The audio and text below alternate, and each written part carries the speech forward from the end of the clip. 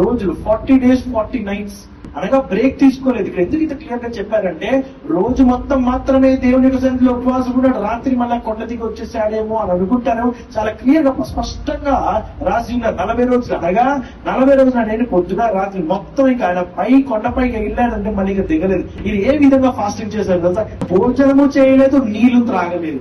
ఆ విధముగా మోషే ఫాస్టింగ్ చేసినాక ఏమొచ్చింది తెలుసా బయటికి? అంతలో ఆయన ఆ నిబంధన వాక్యములను అనగా 10 ఆజ్ఞల పలక మీద రాశాడు. దేవుడు మనకి ఏదైనా కొత్తగా ఒక న్యూ అసైన్మెంట్ ఇవ్వాలంటే మనల్ని ఏం చేస్తారంటే కొంచెం బాగా కడిగేస్తాడు. మనము కూడా కడగబడాలని ఆశతో ఉండాలి. ఆ కడగబడాలని ఆశ ఏంటి తెలుసా? అది ఉపవాస ప్రార్థన. గాడ్ స్పీక్ టు మీ అంటుంటారు. చాలా దేవుడు నాతో మాట్లాడుతూ బయలుపరచు అని చెప్పి చాలా మంది అంటుంటారు, చాలా మంది మాట్లాడుతూ ఉంటాం.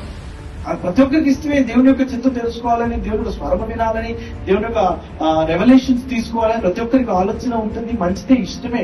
కానీ దానికి చేయవలసినది పని చేయడం మనం మానేస్తాం.